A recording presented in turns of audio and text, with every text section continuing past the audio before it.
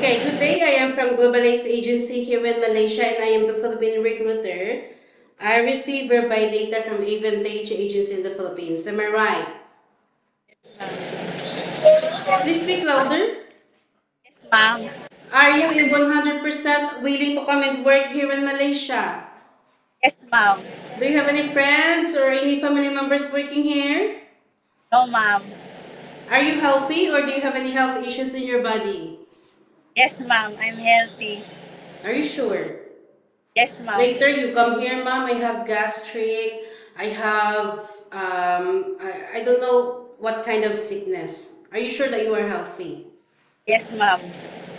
Okay, if you feel unwell, better stay in the Philippines so that you won't give us problem at the same time, yeah? Yes, ma'am. Our interview, this is recorded and it will be uploaded in our YouTube channel, but at the same time, your profile will be uploaded in our website. Do you agree? Yes, ma'am. Is this your first time working abroad?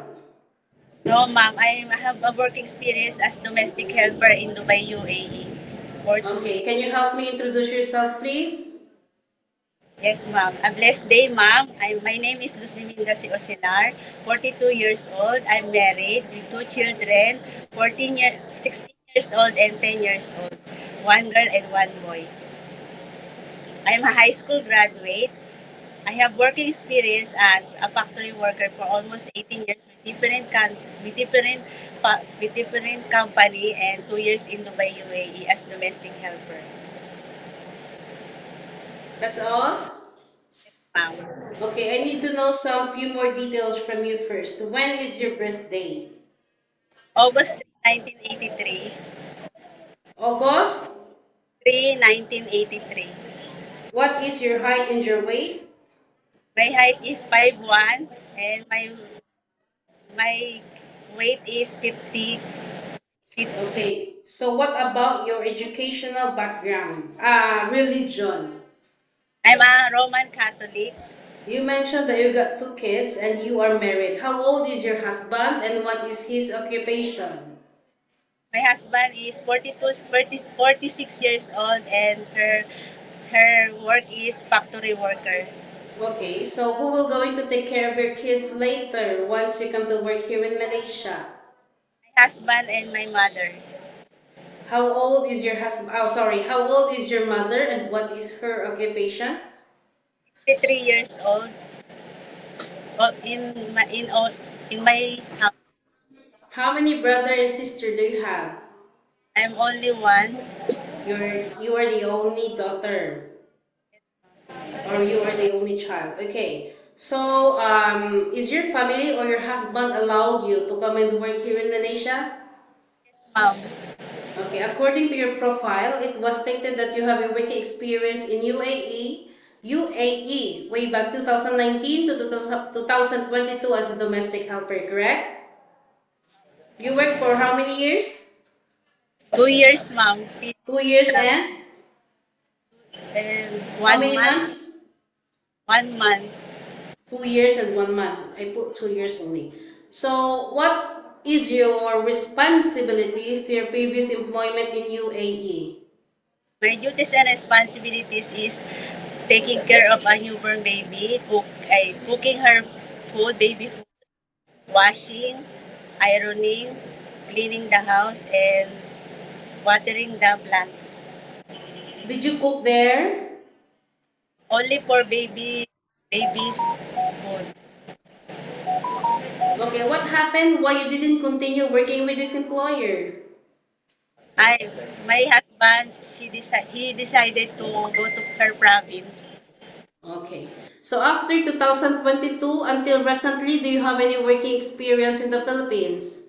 Yes, ma'am, as a factory worker. What year did you started and what year did you finished? 22, ma'am, for CDO company and for 5 months only, and for Lamco for 7 months.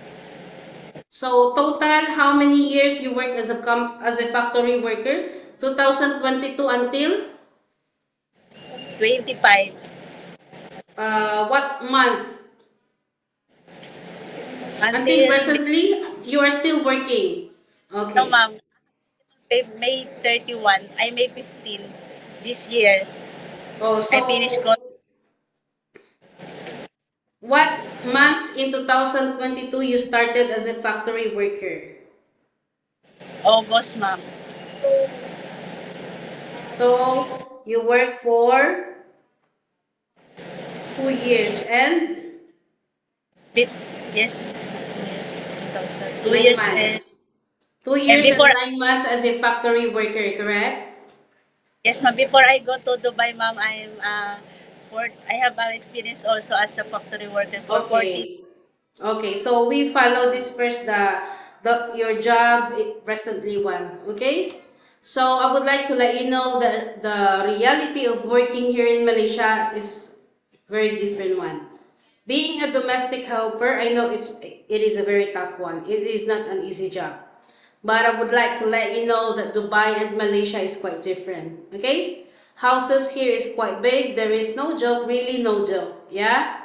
Employers here is very particular when it comes of cleanliness. So you need to fasten your seatbelt because you might experience some things that you didn't experience in Dubai. Okay? Are you ready for any task that the employer will be given to you? Yes, ma'am. Okay. Are you okay to take your children or baby while doing house chores at the same time? Yes, ma'am. Can you take care elderly people? Yes, ma'am. Can you cook? Yes, ma'am.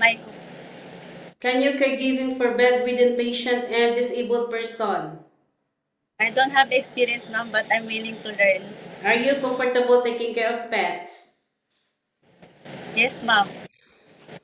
So you will going to sign a 2 years contract. Any uncertain situations that might happen to your family back in the Philippines, please be remind yourself that you cannot easily go back home. Terminating of contract, you know that there will be a consequences, which is you need to pay your employer, and at the same time the agency, as nobody force you to come and work here in Malaysia, okay? Yes, ma'am. Usage of mobile handphone, you are not allowed to use your phone during working time, but instead you can hold your phone during nighttime only. After you finish your job for the whole day, and you will render your phone on the next morning before you start your work.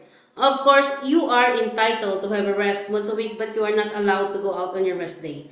You will going to stay only inside the employer's house, and if you will work, employer will going to compensate your salary. Are you okay with our rules and regulations? Yes, ma'am. It's okay.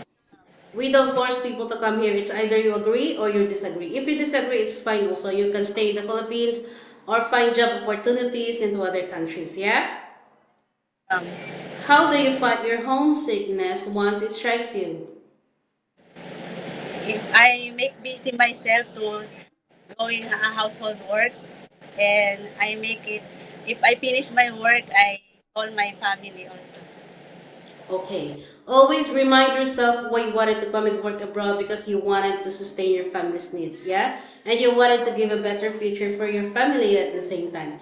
In Philippines, you can do whatever you want, but here in Malaysia, no such a thing.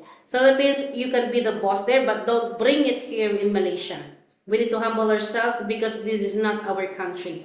We are a foreigner in this country at the same time, yeah? So don't bring the law of the Philippines in the law of Malaysia. Yeah, because it's very quite different. Yes, ma'am. We need to respect the culture of the employer and we need to follow the rules and regulations of the employer. Any problems or any concerns, inform your employer because you will be the one working inside the premises for 2 years, okay? Yes, ma'am. I think that's all for now. Thank you for your time. It was my pleasure meeting you. But please stay connected through WhatsApp because globalized agents will going to contact you to conduct an interview together with the employer. Okay? Thank you Thank you, so ma'am. much and have a good day. Thank you, ma'am.